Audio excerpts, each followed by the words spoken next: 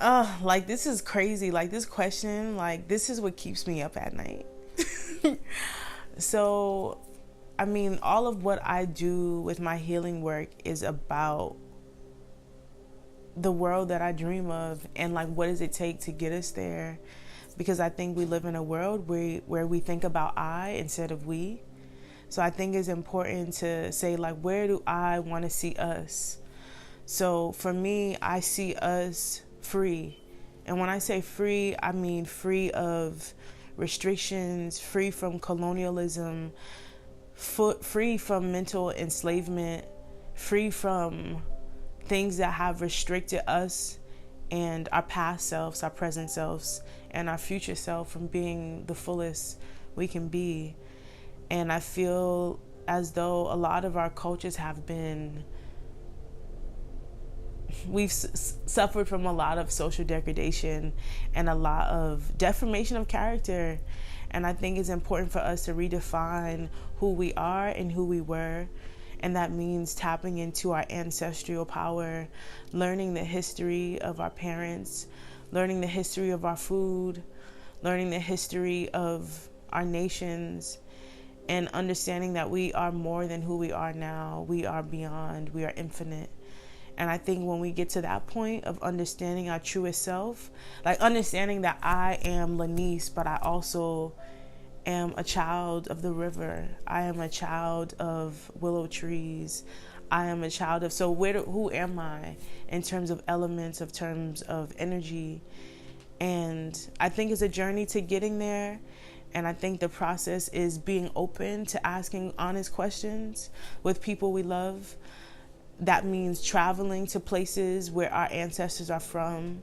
That means letting go of normals and things that seem normal, but actually stepping out the box to recognize that, is this a matrix? Like asking questions and saying no and saying yes, but really trusting and walking in our truth will really get us there, I believe.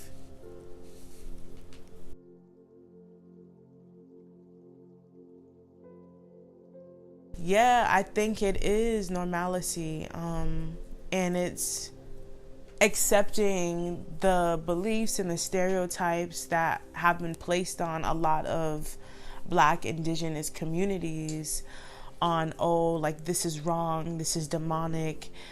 To understand yourself is wrong. I remember my mom, when I told her I graduated from herbal school, and she was like, oh, that's witchcraft. I'm like, so chamomile tea is witchcraft, Mom? But it's like, that level of not understanding, like, what is it to connect with nature? What is it to tap into culture? And it's okay. I think colonialism has spent so much time demonizing African culture that a lot of people, including Black bodies who haven't gotten to that process, will see that process as scary. So I think there is a lot of restrictions because we are decolonizing something beyond our existence. We're decolonizing something that existed before us. So we're really breaking generational chains, things that maybe not even our parents have broken through. So I really believe in our generation. I believe that this generation, we are shifting and we're awakening and we're returning back to a lot of things that have been taken from us, and we're reclaiming ourselves without hesitation.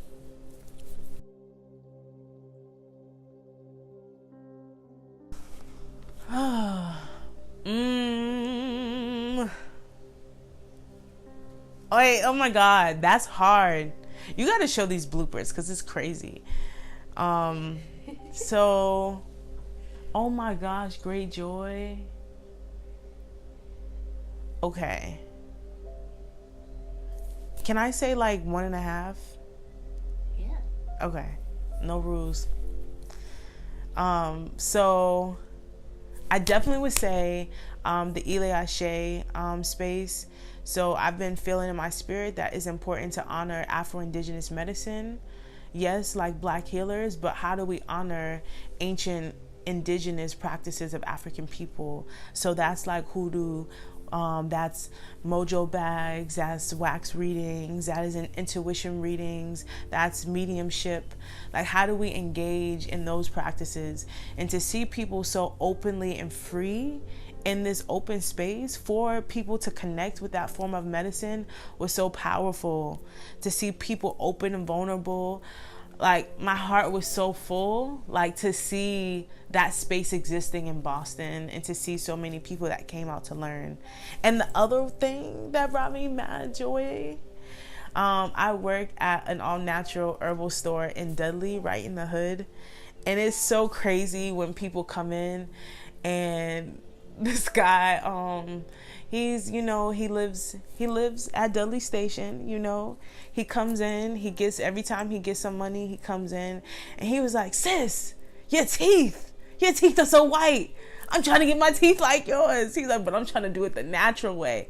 And so us just talking about using tea tree and neem as toothpaste and using a natural toothpaste and what fluoride does to the body. And every time I go into that store, not just him, but just connecting with people of Roxbury about natural ways. When people come in, they want to get rid of their rats and they're like, you got what can I do? I got some peppermint oil for you, for them rats. So it's just really powerful just to work with the community in that way. It just brings me so much joy to see people reaching out for natural remedies. Is so powerful.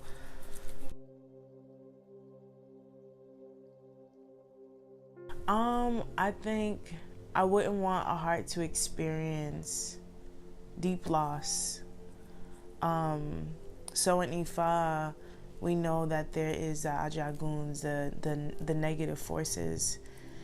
And loss is one of those. Loss in its essence, it could be losing something, like losing your keys, losing something important, but it's also having a deep loss and suffering.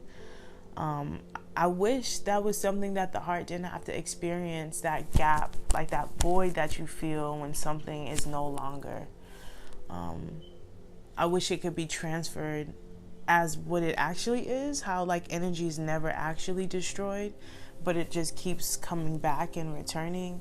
I wish that was actually a common norm for us to accept, and for us to not experience loss in such a grievous way. That hurts to lose someone and to know you'll never see them. So I wish there was a way we could accept the transformation of life and things, and to not see it as a loss but a gain.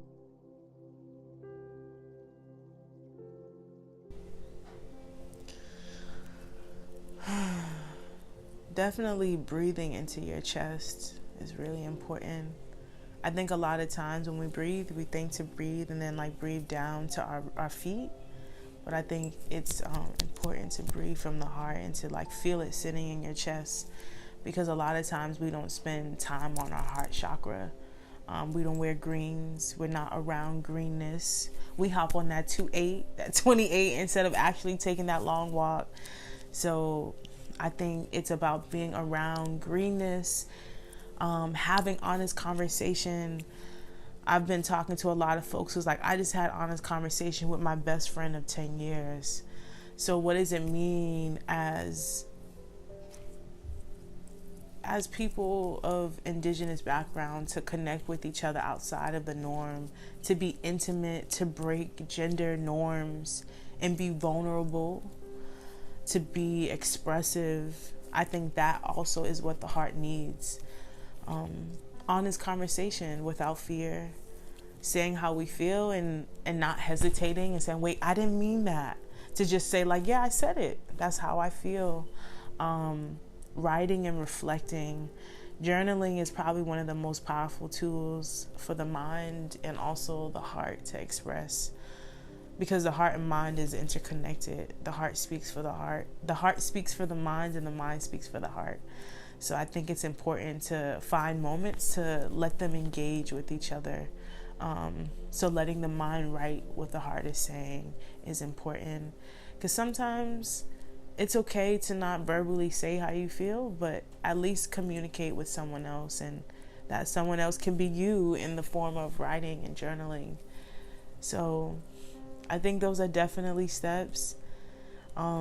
There's definitely herbs that can help to push that self to come out. Rosemary, basil, rose, raspberry, hawthorn berries, motherwort. She's the mother of the herbs. She makes you feel warm. Yeah, those are just some like really nurturing herbs that support the loving process. And if you can't even get those herbs, just start with rose things. I think we know roses as something that's normal, but actually rose is probably one of the herbs in every love potion. So starting with rose is like definitely powerful. Buy some rose soap and see where it will take you. Buy some rose water, like you can get from anywhere. You can get that from CVS, okay?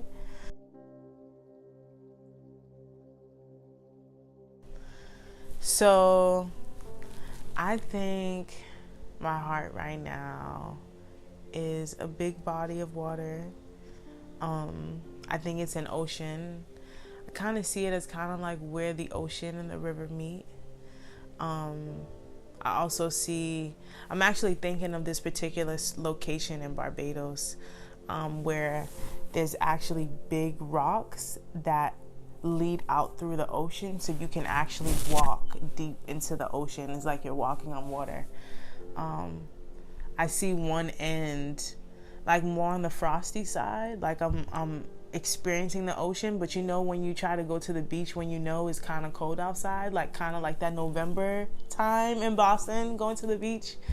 But then I also see a path extending where there's a lot of like sun rays and bright colors on the other end of the beach, and you can kind of like see the rainbow like peeking.